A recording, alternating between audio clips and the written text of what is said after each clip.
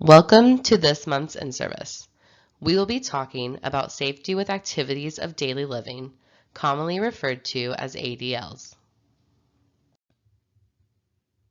Before helping a patient complete an activity, it is very important to understand their level of assistance needed.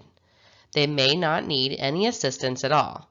However, most of our patients need some assistance, meaning you are there to help with them to balance or to reach hard-to-reach areas, such as their backs or feet when bathing, or complete assistance, meaning you will have to perform the entire activity for them, such as feeding or giving them a bed bath.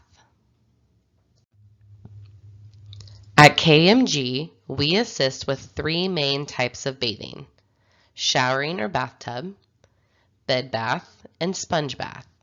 Each type of bathing has its own procedure, but there are some key points we need to use with any bathing. When talking about bathing, we must all remember the two most important ingredients: safety and privacy. If a state official were to ever observe you, they would not only be looking at your procedure, but also if you kept the patient safe and allowed for the patient to have privacy. Water temperature should never be above 110 degrees Fahrenheit. Most of us do not carry a thermometer to check the water temperature, so a good way to check is to place your wrist under the water and feel it for yourself. Then ask the patient to do the same, if you believe it is safe. Remember, many of our patients are diabetic, have neuropathy, or may be diagnosed with a mental disorder that prevents them from feeling or understanding when the water is too warm. Never leave a patient alone if they are taking an actual bath. Many of our patients have decreased muscle strength and may not be able to push themselves up if they were to slip. Grab bars, non-skid mats, and shower chairs are great tools to keep your patient safe from falling while showering. If your patient does not have these and needs them, please contact the RN case manager. Gather your materials. To give a shower, you will want washcloths or bath sponges, towels, a bar of soap or liquid soap, shampoo or no rinse shampoo, and conditioner if they have or want that, body lotion, gloves, ×4, better to have extra, hand soap and hand sanitizer. To get ready for the shower, if they have one, offer the person a robe for comfort and privacy while you set up the shower supplies. A terry cloth robe works well because it can be worn after the shower to help dry the person off. Gather your materials and set up a shower stool or chair. Help the person into the shower or tub or onto the shower chair if he or she needs help. Let the person take off their robe but give help if needed. Use the back of your hand to test the water to make sure it's not too hot or too cold. Make sure you let the patient do as much as they can safely do. Wash your hands with warm water and soap. Remember, you must actually wash your hand before and after bathing. When changing your gloves, after cleaning hot spots, you can use hand sanitizer. For the bathing process, wet the washcloth without soap. Gently wipe one eyelid by wiping from the inner corner of the eye to the outer corner. Put soap on the washcloth or sponge and give it to the person. Let the person wash himself or herself. You can wash areas that he or she can't reach. Gently remind the person you're caring for that it's best to start with the cleanest areas and finish with those that are less clean. The person can start with the face, then should wash his or her arms, torso, then armpits. After washing the armpits, the washcloth is considered soiled.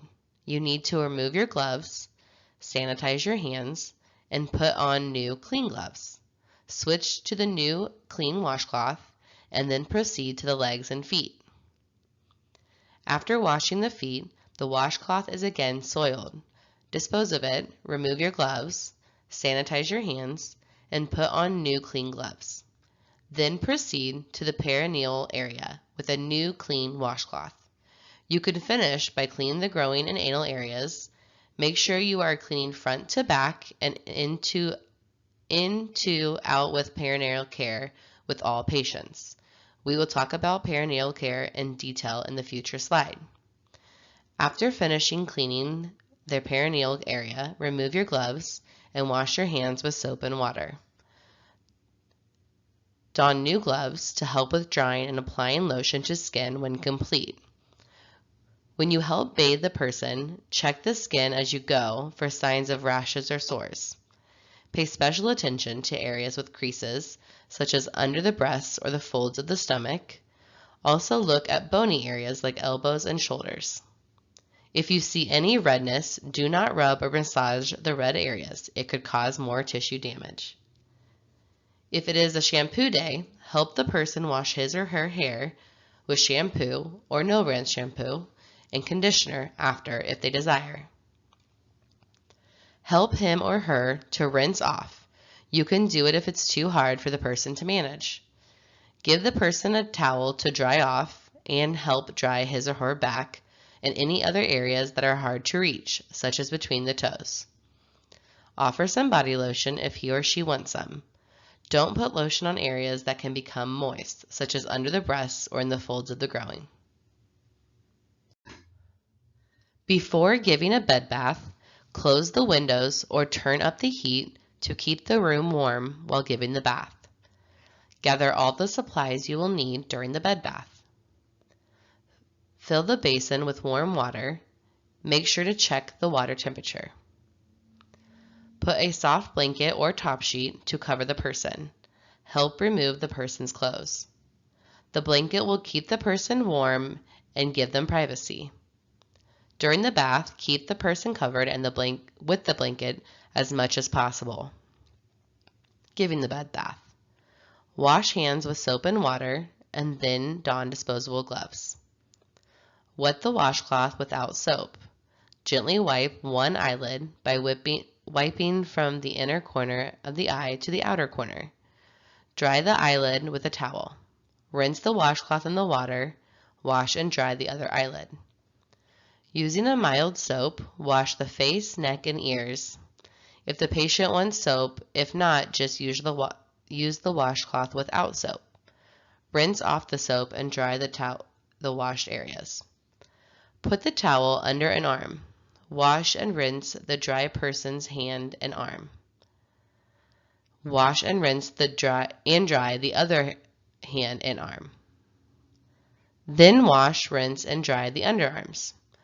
Dry the arm well, especially under the arm. Recover the patient with the blanket. Discard soiled washcloth into the dirty laundry. Empty the dirty water into the sink. Remove gloves and wash or sanitize hands, then don fresh gloves. Fill the basin with clean, warm water. Fold down the blanket to wash the chest and stomach. Wash, rinse, and dry these areas. Cover the chest and stomach with the blanket. Remove the blanket from one of the legs and put a towel under the leg. Wash, rinse, and dry the leg. Do the same to the other leg. Wash, rinse, and dry the foot. Discard soiled washcloth into the dirty laundry. Empty the dirty water into the sink.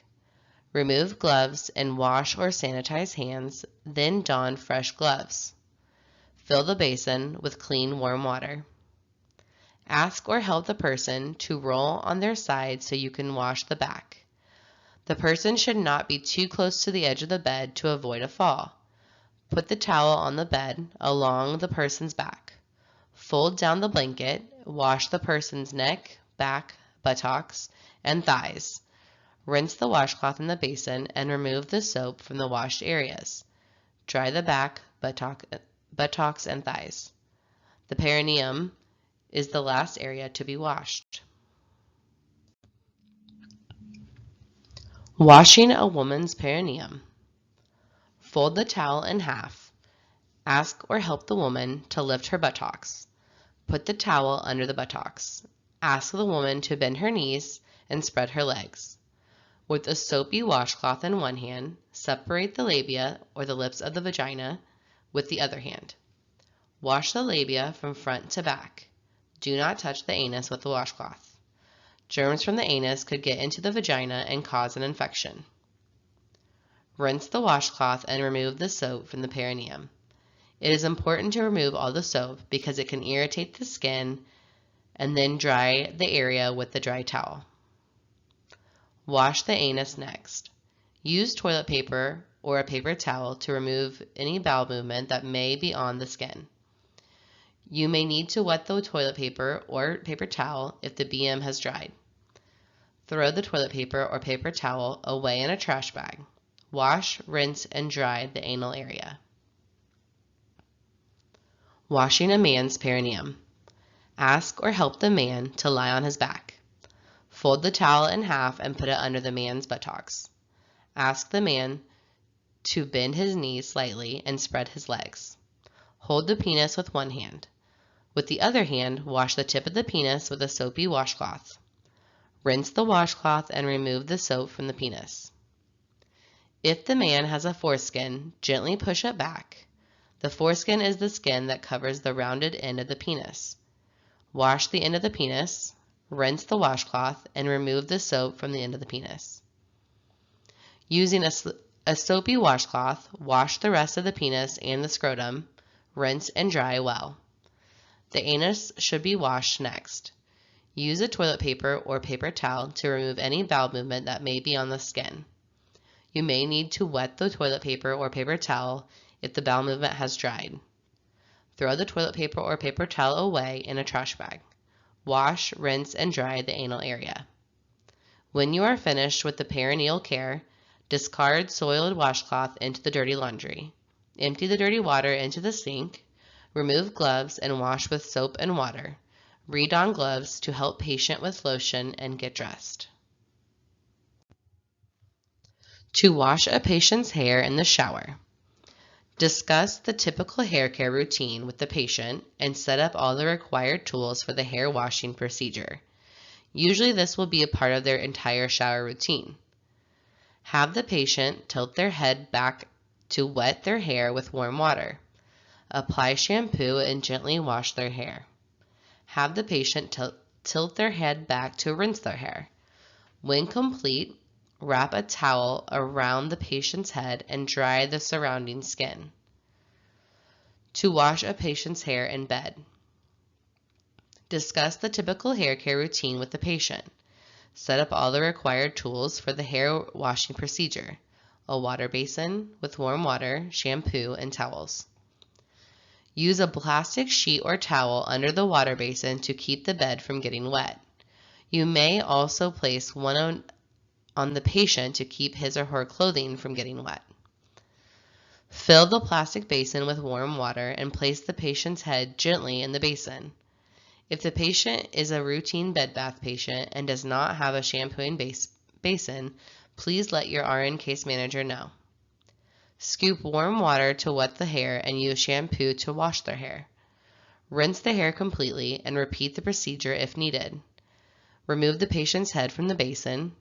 Wrap a dry towel around the patient's head and dry the surrounding skin. To wash a patient's hair in the sink. If you are routinely washing someone's hair in a sink, you can get a hair washing tray at a medical supply store to help you. Have the person sit in the chair and face away from the sink. Put the towel or cape over the person's shoulders and upper body to keep their shirt dry. Put the hair washing tray over the person's shoulders, with the U shape against their neck. The other end of the tray should be in the sink. Wet the person's hair by pouring warm water from a container over the hair, or you can attach a hose and nozzle to the sink faucet to spray water on the hair. Wash the person's hair with shampoo, rinse the hair, wrap a dry towel around the patient's head and dry the surrounding skin. We are now entering section 2. In this section, we will be discussing rotating and repositioning a patient in bed or a chair, linen change with a patient in bed, linen change with unoccupied bed, and active-passive range of motion. Changing a patient's position in bed every 2 hours keeps blood flowing. This helps the skin stay healthy and prevents bed sores. The following steps should be followed when turning a patient. If you can raise the bed to a level that reduces back strain for you, make the bed flat. Get as close to the person as you can. You may need to put a knee on the bed to get close enough to the patient.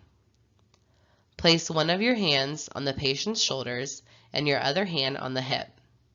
Standing with one foot ahead of the other, shift your weight to your front foot or knee if you put your knee on the bed as you gently pull the patient's shoulder towards you.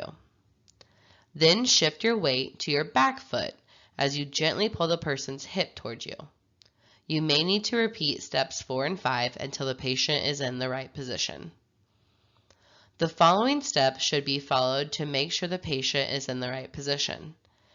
Make sure the patient's ankles, knees, and elbows are not resting on top of each other.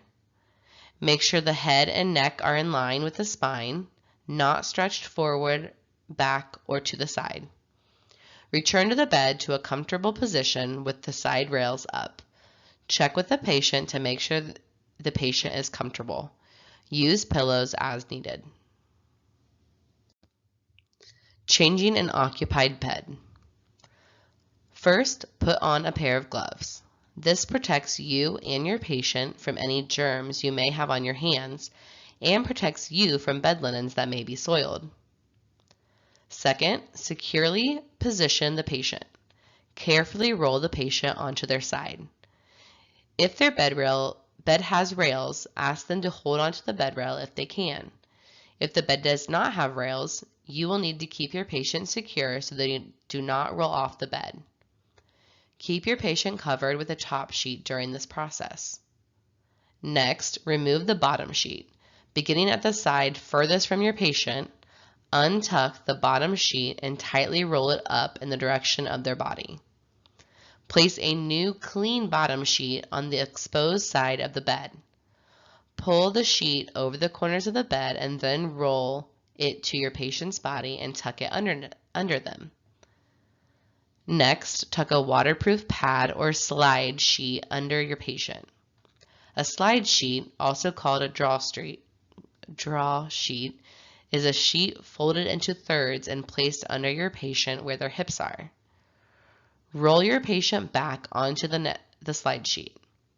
Now you can use the slide sheet to help move your patient back to the side of the bed where the bottom sheet is already tucked in.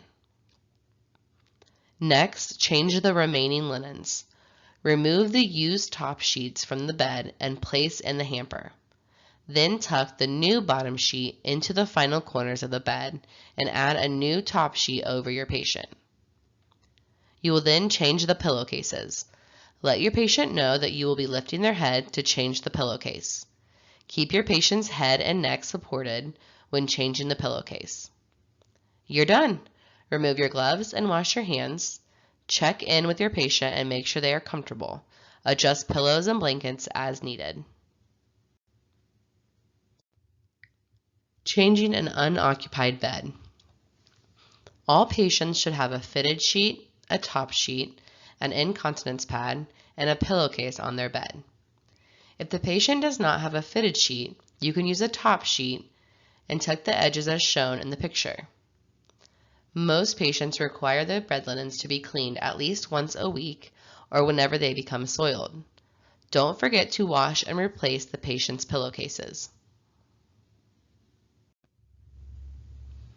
Range of motion exercises.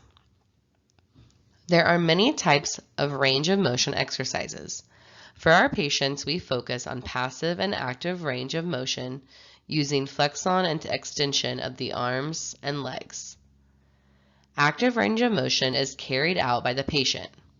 A therapist, aide, or nurse can instruct the patient how to move their extremity, and the patient is able to complete that exercise themselves.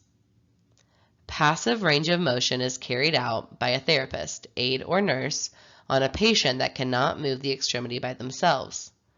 An example would be a paralyzed patient that is unable to move their legs. We would assist them by moving their extremities for them. To do this, we commonly use flexion and extension. For the legs, support the knee and ankle, bend the knee, and then return the leg to the patient's normal position. Do this 3 times. Move the joints slowly and gently and smoothly through the range of motion. Stop the exercise immediately if the patient verbalizes pain. For the feet and ankles, push or pull the foot toward the head and push or pull the foot down, toes pointing down. Do this 3 times. Move the joints gently, slowly, and smoothly through the range of motion. Stop the exercise immediately if the patient verbalizes pain. For the arms, raise the patient's arm from the side position to the overhead position and then return the arm down to the side position of the body. Do it at least 3 times. Again, move the joints gently, slowly, and smoothly through the range of motion. Stop the exercise immediately if the patient verbalizes pain.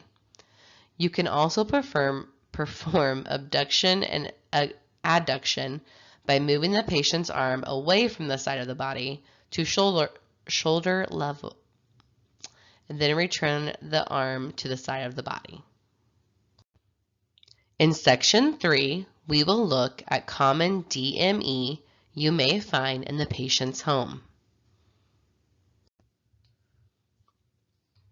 Before we talk about how to use DME, you must first know the different types that exist. Take a look at this slide. In the upper left-hand corner, you will see 3 types of walkers common in patients' homes: a standard walker, 2-wheeled walkers, and rollators. Notice how they differ and consider how they could have different impacts on patients. If a patient needs stable support when moving around, then they will most likely need a standard walker. On the other hand, a rollator is great if they can hold their balance but need to be able to sit down regularly or have a place to carry necessities. A rollator is also very good if their arms or grips are weak. In the upper middle, you see crutches. Crutches are commonly used for patients that have suffered an injury on one knee, ankle, or foot. While it is a possibility to see crutches with our patients, it is not very likely. To use crutches, you must have the upper body strength to use them. Most of our patients are not capable. In the upper right corner, you will see common types of canes. The level of balance a patient has and their ability to grip will influence what a doctor or physical therapist may order for a patient. In the bottom left corner, you see different items that are used to assist patients with toileting. A bedside commode can be placed by a patient's bed or chair if they have trouble getting to the bathroom in time, or if their walking devices, such as a rollator or electric scooter, do not easily fit into their bathroom. A urinal is used for a male who cannot get to the restroom. They may be unable to walk or stand. Urinals allow the user to be sitting or laying down to use. A TSR fits onto a toilet to help the patient remain stable when sitting and rising from the toilet seat. A bedpan is used for bedbound patients that cannot get out of the bed in order to urinate or have a bowel movement. Grab bars are used to help provide stability to patients in the shower and around the bathroom. In the bottom right corner, you can see a Hoyer lift. A Hoyer lift is typically used to assist patients who need 90 to 100% assistance getting in and out of bed. Many types of patients can benefit from a Hoyer lift, including patients with mobility challenges, bedridden patients, and patients with weak muscles. On the left side, you see some common oxygen supplies. There is a portable oxygen tank with a nasal cannula attached to an oxygen concentrator commonly found in homes. Below are common oxygen delivery systems. We will most commonly see the nasal cannula and the face mask in the homes. On the upper right side, you will see a nebulizer machine. As with most things, there are many different brands that will differ in appearance. Nebulizers are commonly used for people who need breathing treatments due to various lung disorders, like asthma, COPD, and cystic fibrosis. On the bottom right side, you will see a CPAP machine.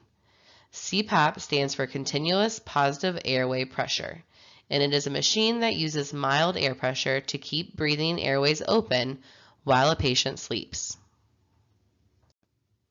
On the left side, you will see different types of wheelchairs we commonly see in the homes. There is an electric wheelchair, a manual or a standard wheelchair, and an electric scooter. Which wheelchair the patient has will usually be decided by the patient's doctor and or the physical therapist and their insurance company. The electric wheelchairs and scooters are great for patients who are not able to propel themselves with a manual wheelchair. Electric scooters are larger than the electric wheelchair, so space in a patient's home can often be a factor when choosing between the two. The electric scooter is easier to steer, but does not always fit into patients' rooms or bathrooms. On the right side, we see different kinds of braces. Braces can be used as stabilization tools due to injury or due to chronic disorders such as arthritis. On this slide, we see more DME commonly found in patients' home. First is a hospital bed. Hospital beds are usually used for bed-bound patients or patients that have compromised mobility. Hospital beds can be adjusted to help change positions for patients. Next is a communication board. These are used for patients that are nonverbal or have impaired speech. Next is an emergency alert button. In our area, the most common company is Life Alert. These systems come with necklace or bracelet buttons that when pushed, 911 can be dialed. These are helpful for patients that are high risk for falls and do not have around-the-clock care. 4 is a pair of glasses. It is important that patients wear their glasses if prescribed to help prevent injuries. And last, we have hearing aids. These help people with hearing impairments be able to hear certain frequencies. It is important that patients wear their hearing aids for safety. We are now to section 4. In this section, we will be discussing ambulation and transfers. Standby assist. On many of your care plans, you will see standby assist listed near a patient's task. Standby assist simply means the assisting person does not touch or provide any assistance, but is close by for safety in case the patient loses their balance or needs to help maintain safety during the task being performed. Using a wheelchair. To sit down into a wheelchair, lock the brakes on both sides. Raise the foot plates on both sides. Hold the armrests with both hands and slowly sit down into the seat.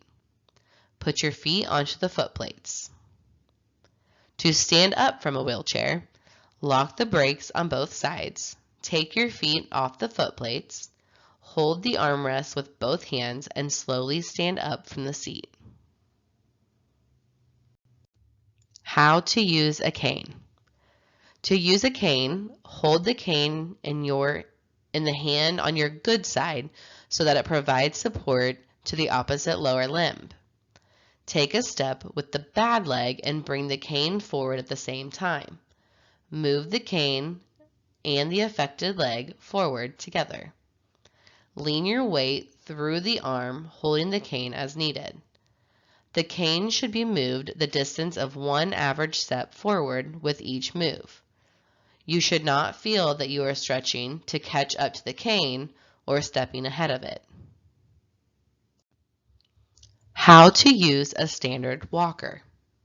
To use a standard walker, first stand up by pushing up from the armrest of the chair or from the bed to a standing position. You should never pull yourself up with a walker or other DME. Next, place a firm grip on both sides of the walker with your hands. Move the walker forward a short distance. Step forward with your injured or weaker leg first, putting weight on the palms of your hands. Then take a step with your stronger leg. Keep your feet within the boundaries of the walker. Make sure the walker is locked with all transfers. How to use a two-wheeled walker. To use a two-wheeled walker, slide your front-wheeled walker one step length in front of you. Your toes should be farther forward than the back legs of your walker. Hold onto the walker for support and press through the handrails as needed for support. Step your weaker leg into the middle of the walker. Step your stronger leg forward to land next to your weaker leg. Repeat the process for each step. How to use a rollator. To use a rollator, place the walker in front of you. Loosely grip the handles and keep your fingers near the brake levers for access if you need to stop the walker. Place your body weight centered. This is key to remaining balanced and stable before walking with the walker. Take one step forward while moving the rollator walker forward too. Keep the weight on your legs. Only use the walker for additional support and confidence. Try to move your feet forward at the same distance with each stride. How to use a Hoyer lift. To use a Hoyer lift, first you must apply the sling. To do this, roll the patient so they are resting on their side. Put the folded sling behind the patient's back and roll the patient onto their back and complete on the other side, like changing bed linens. Straighten the leg loops under the thigh and the shoulder loops above. Roll the Hoyer lift as far under the bed as possible, locating the cradle over the patient. Be careful not to lower the frame onto the patient and always lock the brakes. Attach the sling to their respective sides of the cradle and raise the patient slowly. If the patient is in a hospital bed, it will help to raise the head section slightly. Raise the patient until their buttocks is just above the mattress. The self-leveling cradle will bring patient into a sitting position. Grasp the patient's legs and turn patient so their legs dangle off the side of the bed. Do not push or pull the patient off of the bed. Lower bed if you need more clearance. Grasp steering handles and move Hoyer lift away from the bed. Move patient into position over the seat of the wheelchair. Make sure wheelchair brakes are on. Lower patient into wheelchair or other transport device. Using a gait belt.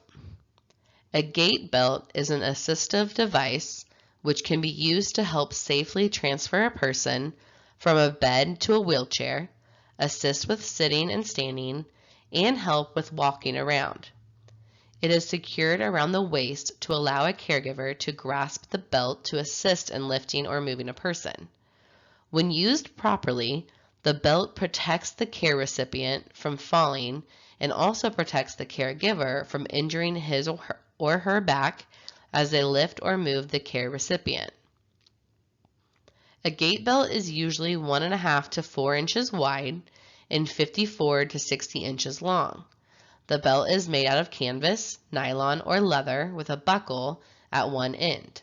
You can purchase a gait belt at a medical supply store, online, for example Amazon, or even stores like Walmart. A standard gait belt has a metal buckle that has loops and teeth. Thread the belt through the teeth of the buckle and then put the belt through the loop to lock it. A quick release gait belt has a plastic buckle that snaps into place to clip the two ends together. Before you put the belt on, tell the care recipient that you will be using it to reassure him or her that it will be removed as soon as you are finished.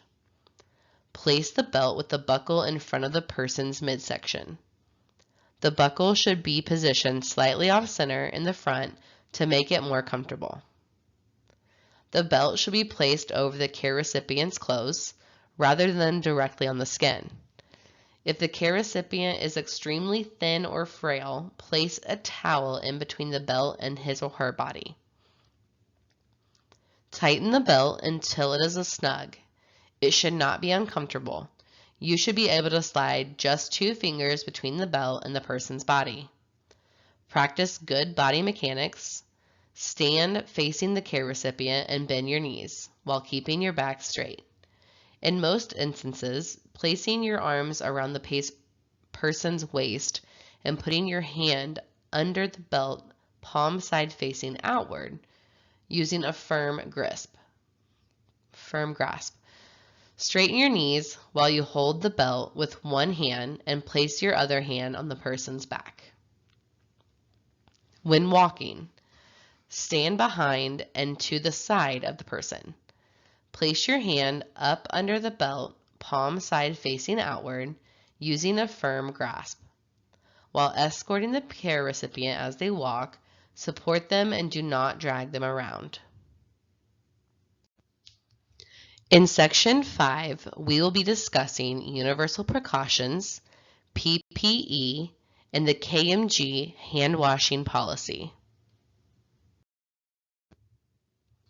The CDC has created a 2-tiered precaution system to prevent transmission of infectious agents, standard precautions and isolation, transmission-based precautions.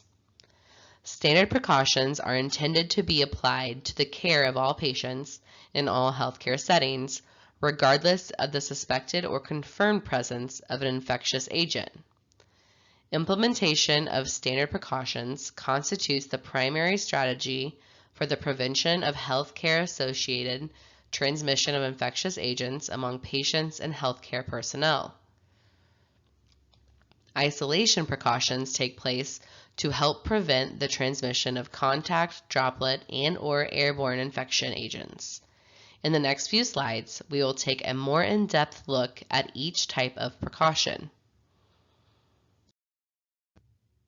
Standard precautions consist of 4 main areas to help prevent transmission of infection agents: hand washing, gloves, protective barriers, and proper disposal of sharps. Hand washing. Hand washing is the single most important thing you can do to prevent the spread of infection. Thorough hand washing removes pathogens from the skin. Wash hands before and after all patient or body fluid contact. Immediately wash hands and other skin surfaces that are contaminated with blood or body fluids. When wearing gloves, wash hands as soon as the gloves are removed. Germicidal hand rubs or hand sanitizer are recommended only when you cannot wash hands. We want to highlight KMG's specific hand washing procedure. First, prepare disposable paper towels. Turn on water. Wet hands first with clean, running, warm water. Apply the amount of soap recommended by the manufacturer to hands. Rub hands together vigorously for at least 20 seconds, covering all surfaces of the hands and fingers. Rinse hands with water. Dry with a disposable paper towel. Turn off the faucet with the paper towel. Isolation precautions can be broken down into 3 categories: contact, droplet, and airborne precautions. In the next couple of slides, we will be talking about these precautions in more detail. Contact precautions. Contact germs can cause the spread of disease by touch. Examples of diseases caused by contact germs are pink eye, scabies, C. diff, and methicillin-resistant Staphylococcus aureus. Precautions include the following: wear gloves, treat bed linens, clothes, and wound dressing as infected materials, wear a gown if the patient has drainage, has diarrhea, or is incontinent, and use a disinfectant to clean any equipment used by you or the patient. Droplet precautions. Droplet germs can travel short distances through the air. Sneezing, coughing, and talking can spread these germs. Examples of diseases caused by droplet germs are flu and pneumonia. Precautions include the following. Wear a mask when working close to the patient within 3 feet. Airborne precautions. Airborne germs can travel long distances through the air and are breathed in by people. Examples of diseases caused by airborne germs are TB, avian flu, and coronavirus. Precautions include the following. Wear a mask if the patient has or might have tuberculosis or coronavirus. Wear a special respiratory mask or an N95. A regular mask will not protect you. Remind the patient to cover nose and mouth when coughing or sneezing. Treat the patient's used tissues or handkerchiefs as infected materials. During the COVID-19 pandemic, we all learned the importance of knowing how to properly put on and take off your PPE. As shown in the slide, to don or put on your PPE, you should wash your hands, then put on your face mask, then your goggles or face shield, next your gown, and then your gloves. To take off, you should follow the reverse order. Gloves, gown, goggles or face shield, mask, and then hand hygiene again. In section 6, we will be talking about vital signs, medication reminders, toileting, and catheter care. At KMG Homecare, we focus on 6 major vital signs: heart rate, blood pressure, temperature, respirations, pain level, and oxygen levels. We want our aides to have a basic understanding of every vital sign and how to measure them to better help the RN case managers and medical personnel understand when the patient is not their normal self. The first vital sign is heart rate. A heart rate measures how many times per minute a person's heart beats. The average range for an adult is 60 to 100 beats per minute. To take a heart rate, you can feel for a pulse at the neck or wrist, or you can listen to the patient's heart with a stethoscope. Pulse oximeters can also show a patient's heart rate. The next vital sign is blood pressure. Blood pressure is the force of circulating blood on the walls of the arteries. For an aid to measure this, you would need an automatic blood pressure cuff as shown in the picture. You place the cuff of the patient as shown, then press start on the machine. You will get 2 numbers. The top number is the systolic, measured when the heart beats when the blood pressure is at its highest, and the bottom one is diastolic, measured between heartbeats when blood pressure is at its lowest. The next vital sign is temperature. How you take a temperature depends on what kind of thermometer you have. We all know how to use thermometers, but you need to know when to report one. If a patient's temperature is over 100, you need to let your RN case manager know. Another vital sign is respirations. Respirations are the number of times a patient takes a breath in 1 minute. The average respirations are 12 to 20 per minute. To measure these, you simply count how many breaths they take in for 1 minute. The next vital sign is pain. Pain is subjective, meaning the patient's pain level is what they tell us it is. If a patient is nonverbal, we can use a FACES scale as shown in the picture above. They can point to the picture that depicts their pain, or we can look at the patient's face to determine a level. The last vital sign is oxygen, saturation, or oxygen levels. Oxygen saturation can be taken with an oximeter as shown in the picture. The oximeter is placed on the patient's finger.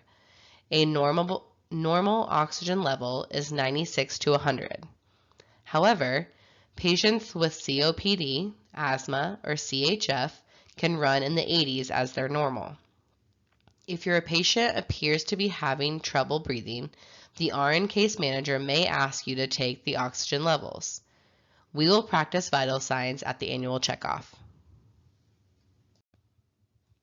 Medication reminders. Every patient's care plan has on it remind patient to take medications.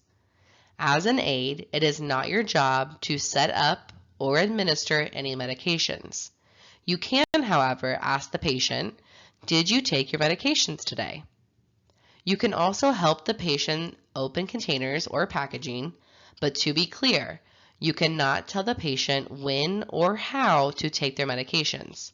You cannot apply medications like butt creams or medicated lotions.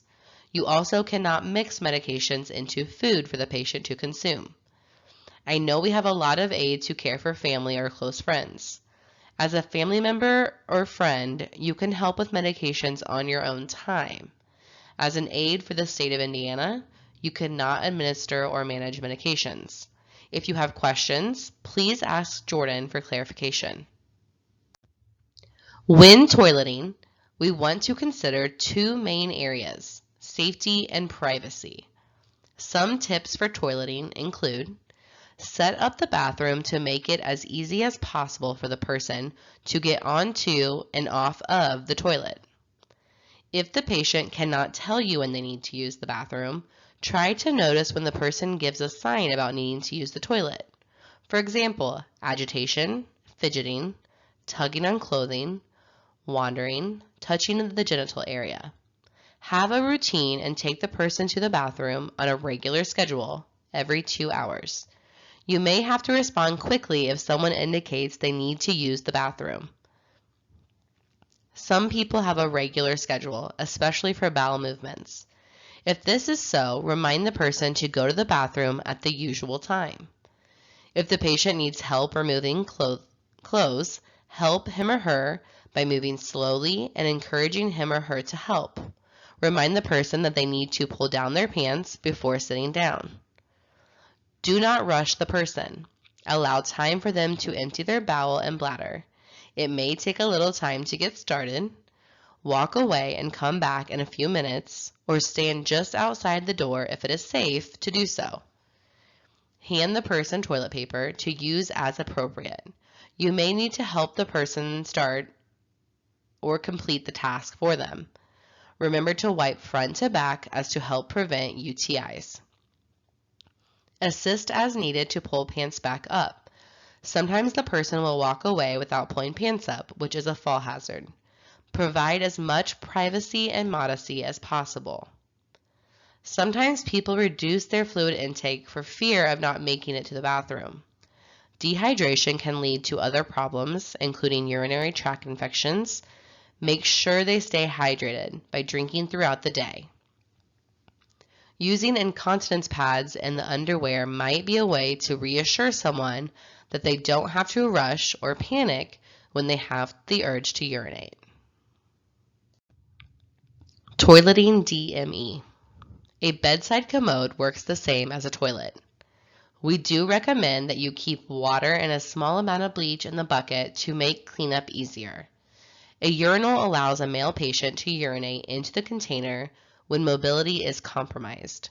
To use a bedpan, wash your hands and put on gloves. Wash your hands thoroughly with hot water and soap. When finished, dry your hands and put on a pair of disposable gloves. Provide privacy. Close the door to the bathroom. Protect the sheets.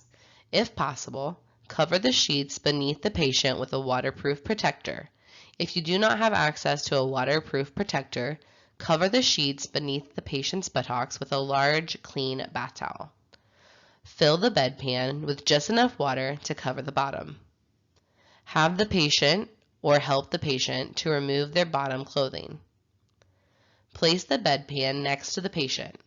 Set the clean bedpan directly next to the patient's hips on the side of the bed. Positioning the bedpan as close as possible before moving the patient will cause less strain to the patient. Help the patient shift away from the bed. The patient will need to raise their hips. If the patient does not have the strength to do so, you will need to turn the patient to their side. If the patient can lift their hips, instruct your patient to raise their hips on the count of 3. Support the patient by placing your hand beneath their lower back. Do not do any serious lifting with this hand. You should only provide light support. If the patient cannot lift their hips, gently turn the patient to the side facing away from you. Work carefully to prevent the patient from rolling onto their stomach or off the bed. Place the bedpan under the patient's buttocks. Slide the bedpan beneath the patient's buttocks with the curved edge of the bedpan facing the back. If the patient can lift with their hips, slide the bedpan underneath the buttocks and instruct the patient to ease down onto it, using your support hand to guide them. If the patient cannot lift their hips, slide the bedpan directly next to the patient's buttocks. Keep the open end pointing toward the patient's feet. Gently roll the patient back onto her back and over the bedpan. Hold the bedpan close to the patient's body as you work. Step away. Give the patient privacy as they use the bedpan. Let them know you will be back to check in a few minutes, but instruct the patient to call for you if they finish before then. Do not leave the patient if doing so would be unsafe. Once the patient has finished, help the patient clean up with toilet paper, wipes, or a towel, water basin, and warm soapy water. Remove the soiled bedpan, sheet protector, and go empty the bedpan. Your gloves are now soiled and will need to be removed. Hands washed and new gloves put on before you help the patient to get dressed again. Urinary catheters. There are 3 main types of urinary catheters: an indwelling catheter, a straight catheter, and a condom catheter. As a home health aide, you will probably encounter an indwelling catheter and/or a condom catheter. An indwelling catheter, shown as in the slide, is often called a Foley catheter. The indwelling catheter is inserted by the nurse based on the physician's order. The catheter is inserted through the urethra into the bladder. The tip of the catheter is held in place with a water-filled balloon. The catheter is connected to drainage tubing in a collection bag. This type of catheter is used for patients with uncontrollable urine leakage or urinary incontinence that is caused by a blockage in the urethra, or for patients with urinary retention that cannot be treated through other methods. An external catheter, or condom catheter, is an external catheter used for the treatment of urine incontinence in men.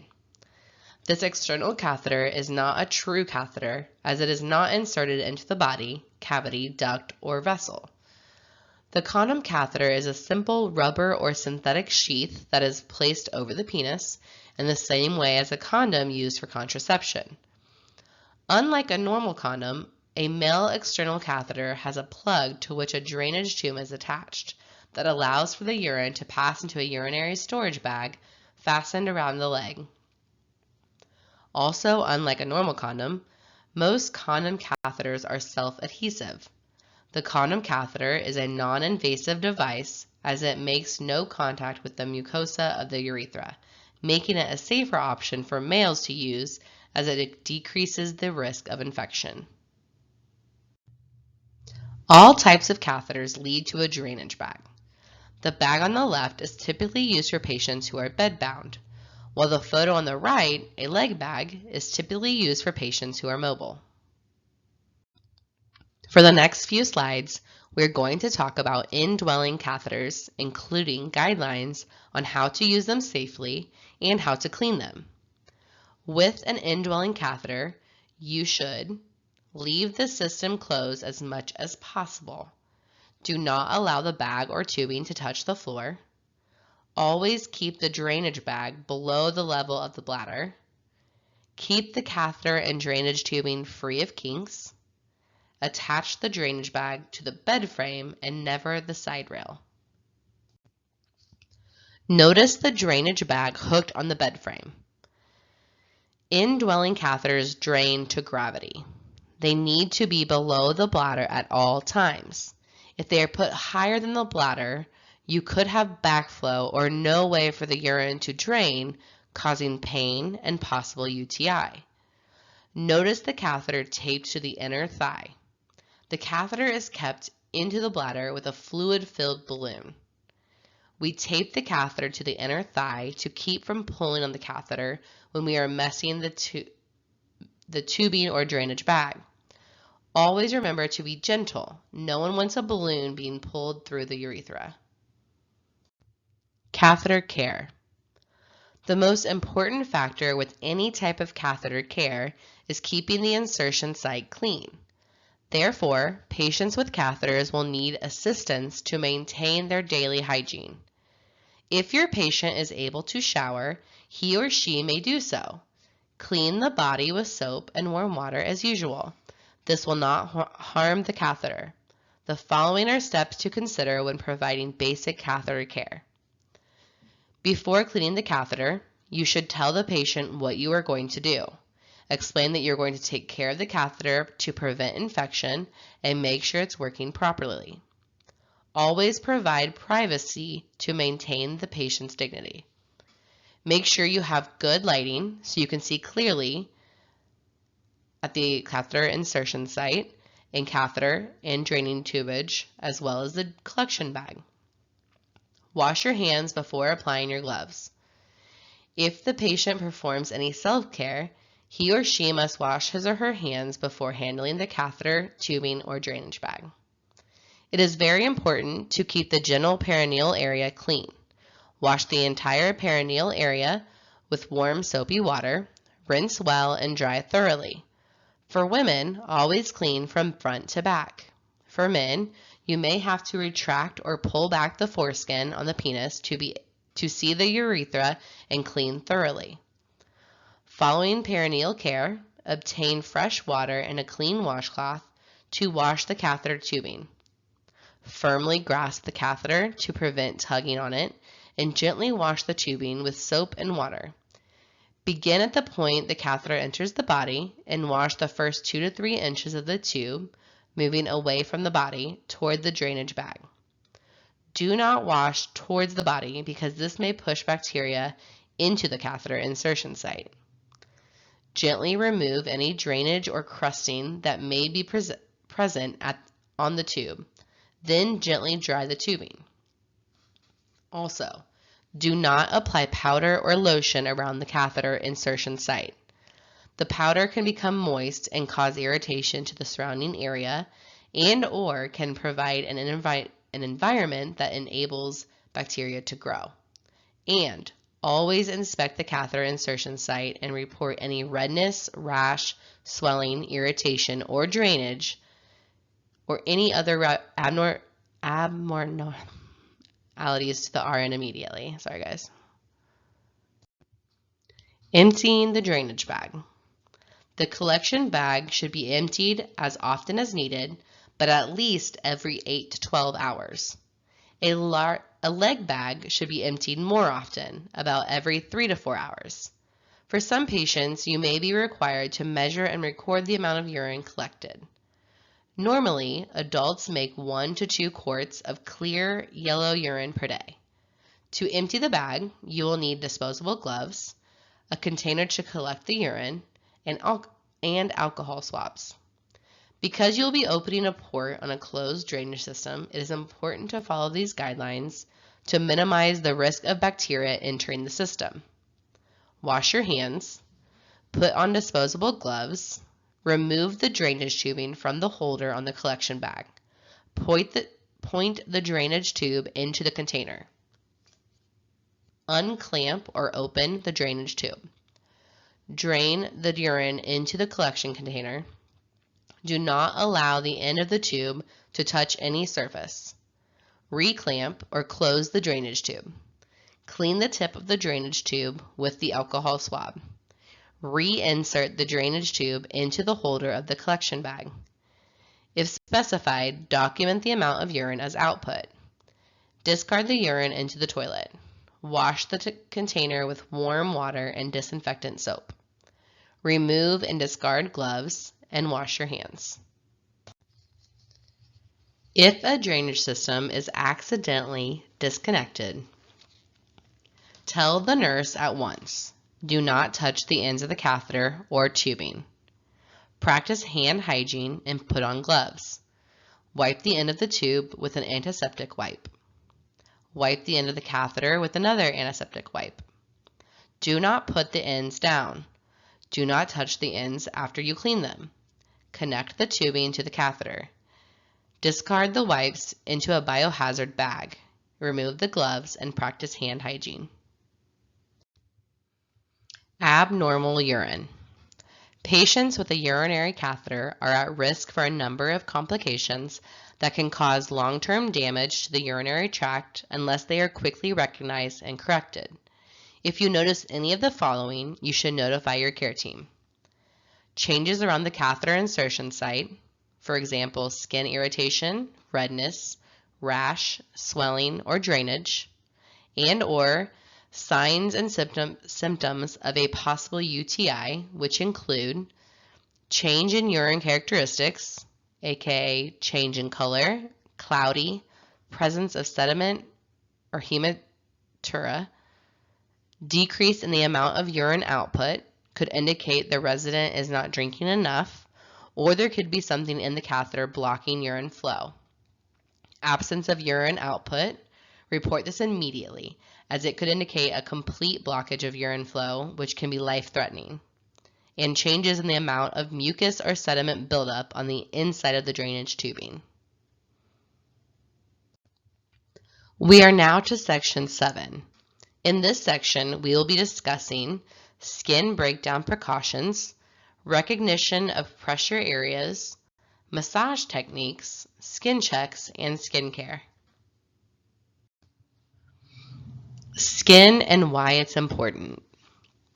Your skin health is important not only for your appearance, but more importantly, because your skin performs so many essential tasks for your body. Your skin protects your body from the many viruses and bacteria you are exposed to daily. It also protects you from the sun's rays, specifically ultraviolet light, that can damage cells. Healthy skin produces vitamin D when exposed to the sun, and vitamin D is important for many body functions. Having healthy skin also helps your body keep its temperature at a constant level. Healthy skin also helps you react better to important changes around you by feeling pain or pressure. Pressure ulcers. Bed sores, also called pressure ulcers and decubitus ulcers, are injuries to skin and underlying tissue resulting from prolonged pressure on the skin. Bed sores most often develop on skin that covers bony areas of the body, such as the heels, ankles, hips, and tailbone.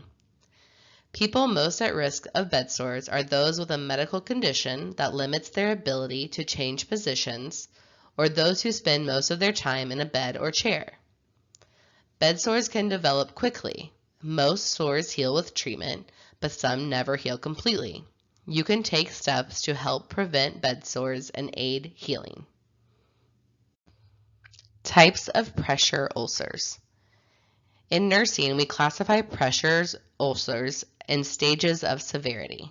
In stage 1, the skin isn't damaged, but it is reddened, even when no pressure is applied.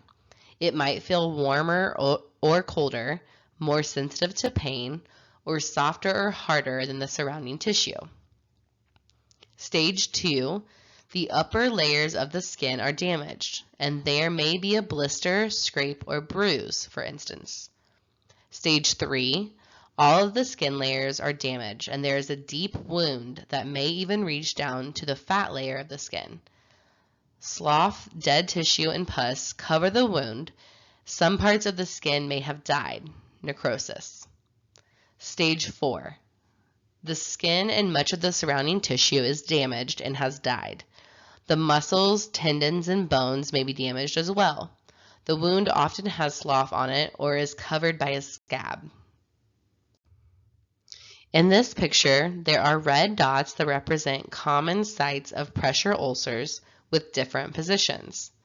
Take a minute to look at each picture and think about how we could help alleviate pressure to these areas.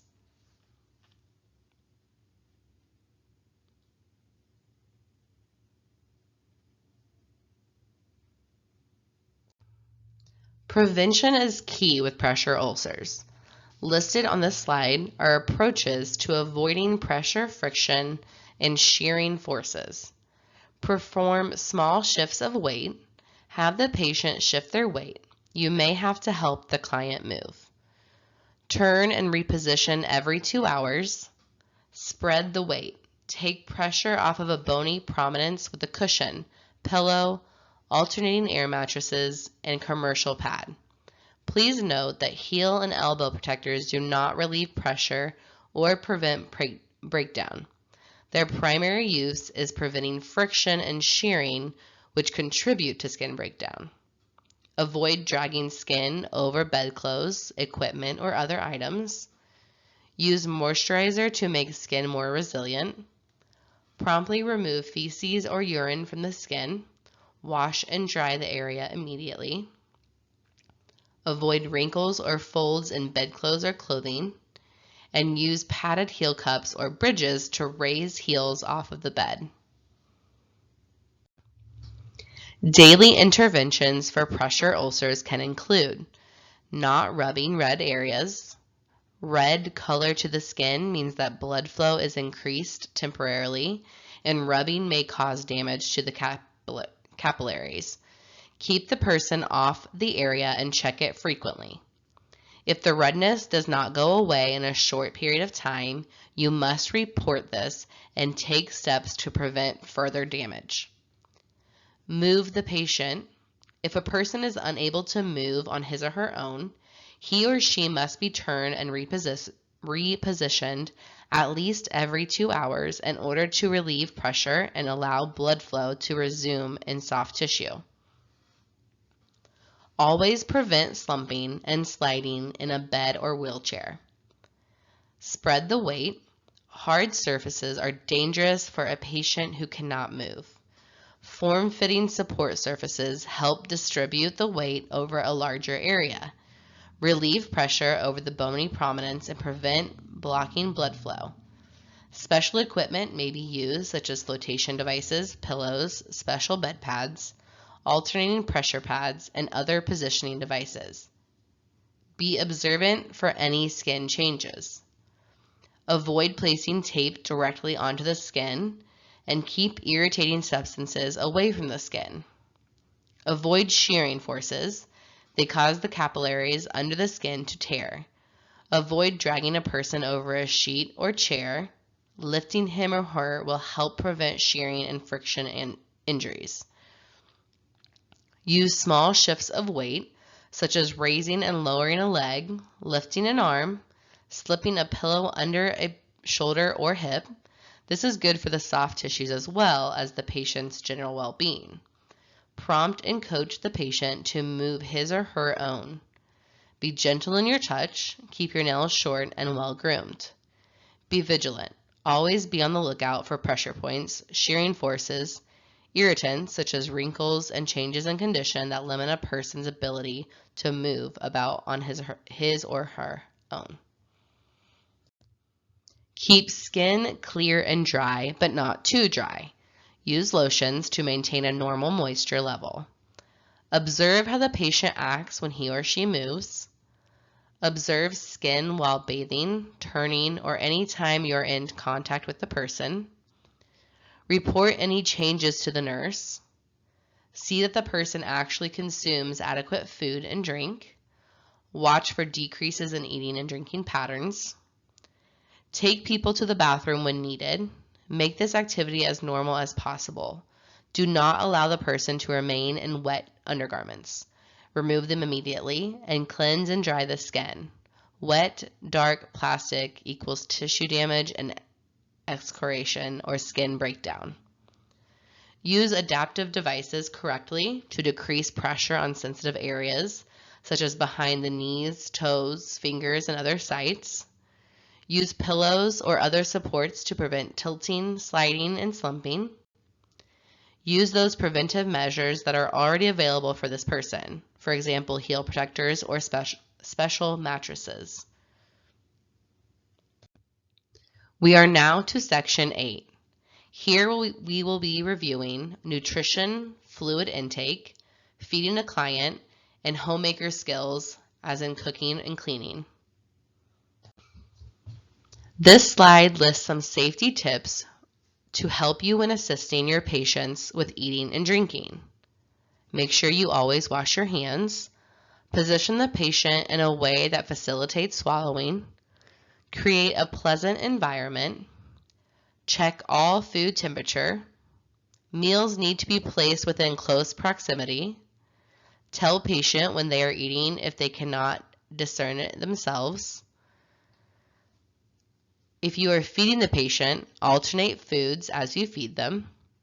If on a liquid diet, use a different straw for each liquid, if straws are permitted. Do not force your patients to eat anything. Keep the patient in an upright position for at least 30 minutes after eating. Be sure you are aware of how to do the Heimlich maneuver. It is important to remember there are many things that can impact a person's ability to feed themselves. Some of our patients cannot feed themselves due to a physical impairment, while others may be diagnosed with a psychological disorder that prevents them from eating without assistance. Examples of psychological disorders may include dementia, Alzheimer's, and intellectual development disabilities, as in learning disabilities. Physical impairments may include tremors, para or quadriplegia, blindness, or swallowing difficulties. If a patient cannot feed themselves, you will need to cut each bite into small pieces and feed it to them. Remember not to rush your patient and look for signs that the patient is having difficulty with the size or texture of the food. After each bite, make sure that the patient has completely chewed and swallowed the food before offering another bite. Be sure that the temperature of the food is correct, as food that is too hot may cause painful burns to the mouth. Cross-contamination. There are 3 main types of cross-contamination: food to food, equipment to food, and people to food. Food to food, adding contaminated foods to non-contaminated foods, results in food to food cross-contamination. This allows harmful bacteria to spread and populate. Raw, undercooked, or improperly washed food can harbor large amounts of bacteria such as Salmonella, E. coli, and Listeria, all of which can harm your health if consumed. Foods that pose the highest risk of bacterial contamination include leafy greens, bean sprouts, leftover rice, unpasteurized milk, soft cheeses, and deli meats, as well as raw eggs, poultry, meat, and seafood. Equipment to food is one of the most common yet unrecognized types of cross-contamination. Bacteria can survive for long periods on surfaces like countertops, utensils, cutting boards, storage containers, and food manufacturing equipment.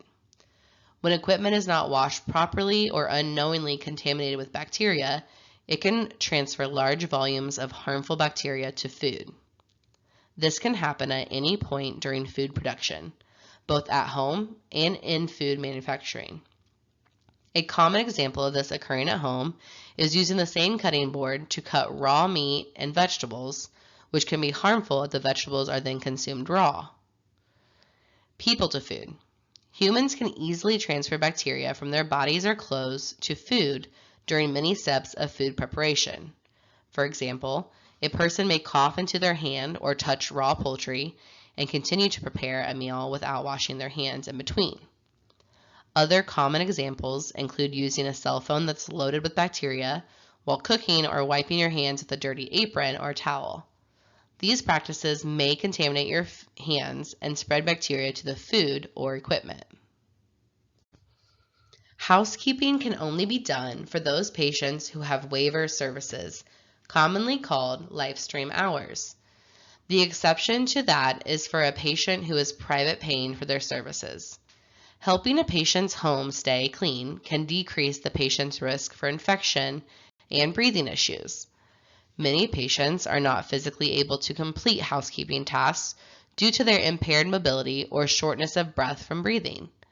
Some common housekeeping tasks KMG assists with include picking up and straightening furniture, dusting, making the bed, cleaning the kitchen, cleaning the bathroom, vacuuming, sweeping, mopping the floors, laundering clothes, changing bed linens, and removing trash. Our final section is section 9. In this section, we will be discussing dressing, oral care, nail care, and hair care. When a person is very sick or disabled, they may have difficulties with dressing and undressing. In these circumstances, you will either undertake these activities for the person or at least assist them to perform them. You should always encourage the person to regain the maximum amount of independence as quickly as possible, and the act of dressing is one step towards independence. When dressing, always preserve the person's modesty by not undressing them unnecessarily. Close the door and draw the curtains when undressing the person. Keep the room warm because you may take some time to complete the task. Encourage the person to do as much as possible for themselves to boost their independence and morale. Talk to the person to allay their anxieties and embarrassment during the process. Do not rush through the procedure. Be gentle in your movements and pull the clothes, not the person. The most disabled limb should be dressed first and undressed last. For example, when taking off clothing, remove sleeve from the unaffected arm first, as the person can bend his hand. Put on clean clothing by slipping in the sleeve from the weak side first. Tips: place the sleeve of the shirt as high as possible on the person's shoulder of the affected arm to facilitate dressing or undressing. If the person you care for can brush but needs some help or guidance, encourage self-care. If the person you care for has problems with memory or judgment, he or she might need reminders. For example, give the patient a verbal reminder, create a routine. You may need to apply toothpaste and hand them the toothbrush. Encourage thorough brushing. Thorough brushing and flossing are essential for removing dental plaque, a sticky film of bacteria. Plaque buildup can cause tooth decay, gum disease, and bad breath. Guide the toothbrush. Help brush by placing your hand very gently over the person's hand and guiding the toothbrush. For patients with poor grips, it can be beneficial to adapt the toothbrush to make the toothbrush easier to use, or try a power or multiple-sided toothbrush. If that is the case, talk to your RN case manager to make a plan. Removable, partial, or full dentures require proper care to keep them clean, free from stains, and looking their best. For good denture care, help your patients remove and rinse dentures after eating. Run water over the dentures to remove food debris and other loose particles. Place a towel in the sink so the dentures won't break if you drop them. Handle the dentures carefully. Be sure you don't bend or damage the plastic of the clasp when cleaning. Clean the patient's mouth after removing the dentures. Use a soft bristled toothbrush on natural teeth and gauze or a soft toothbrush to clean the tongue, cheeks, and roof of mouth. If used, remove any remaining denture adhesive from your gums. Brush dentures at least daily. Remove and gently clean dentures at least daily. Soak and brush them with a soft bristled brush and a non-abrasive denture cleaner to remove food, plaque, and other deposits. If they use denture adhesive, clean the grooves that fit against their gums to remove any remaining adhesive. Don't use denture cleansers inside the mouth. Soak dentures overnight. Most types of dentures need to stay moist to keep their shape. Place the dentures in water or a mild denture soaking solution overnight. Follow the manufacturer's instructions on cleaning and soaking solutions. Rinse dentures thoroughly before putting back into the patient's mouth, especially if using a denture soaking solution. These solutions contain harmful chemicals that cause vomiting, pain, or burns if swallowed. Notify the RN case manager if the patient has a loose fit. Loose dentures can cause irritation, sores, and infection. To perform oral care on an unconscious patient or a patient who is unable to complete the task themselves, follow the following steps. Gather and arrange all equipment by where you will be working. Wash your hands and don gloves. Place the client in a sideline position and raise the level of the bed on one side so that the patient is in a partial sitting position. Place towel or waterproof pad under the client's chin and wrap the patient's chest to keep dry. Keep the tray, cup, or bowl under the patient's cheek to remove secretions from the mouth. With one hand, use a tongue depressor to hold patient's mouth open. Never place your fingers in a patient's mouth. With other hand, clean teeth, gums, and tongue. Wipe secretions from patient's mouth. Dispose and clean up supplies. Reposition patient, and then remove gloves and wash your hands. To perform nail care for a patient, follow the following steps. Step 1, wash your hands and don gloves. Step 2, greet the patient and explain to him or her the nail care activity that you are going to perform. Step 3, ensure that the patient is in a comfortable position. If the patient is not able to sit on a chair, allow them to lie on the bed and adjust the bed to a comfortable level. Fill the basin with soapy warm water. Ask the patient to check the temperature of the water themselves. If the patient is unconscious or frail, check the temperature on your own and keep it normal. Next, immerse the fingers of the patient in the soapy water for a few minutes. After some time, take out the fingers from the water and gently clean the nails. Remove any dirt from underneath the nails. Once the cleaning procedure is completed, use a clean towel or washcloth to wipe the hands of the patient. Gently file the nails. If on the patient's care plan, you may trim the sharp extended edges of the nails, collecting the cut nails in a small cloth or a separate tray to dispose of them. Remember, we do not trim the nails of a diabetic patient and very rarely for patients with bleeding precautions. These patients take longer to heal and are at a higher risk for infection if cut. Once you are done with filing and cutting of the patient's nails, apply some lotion on his or her hands from wrist to fingertips. Once nail care is completed, clean equipment, remove gloves, and wash hands. Styling your patient's hair can have benefits not just to a patient's physical well-being, but their mental health as well. Clean and style hair can help a patient feel put together and more confident. You do not have to always do an elaborate hairstyle. Even brushing with a simple ponytail or braid can help. Styling your patient's hair will also help protect it from breaking. When styling hair, keep these guidelines in mind. Do not use heat tools like a curling iron, hair dryer, or flat iron if your patient is on oxygen. Do not use a lot of high heat on hair. This can speed up damage to the hair. If heat is used, apply heat protectant before styling. Dry hair with a towel or blow dryer on low or medium settings. Do not use a blow dryer if your patient is on oxygen. To keep the hair detangled, use fingers, a wide tooth comb, or a detangling brush daily. Tight hairstyles may lead to hair loss. They can put stress on your patient's scalp. Never use hot or boiling water on or near the hair. Hot water may cause scalp burns and permanent hair loss.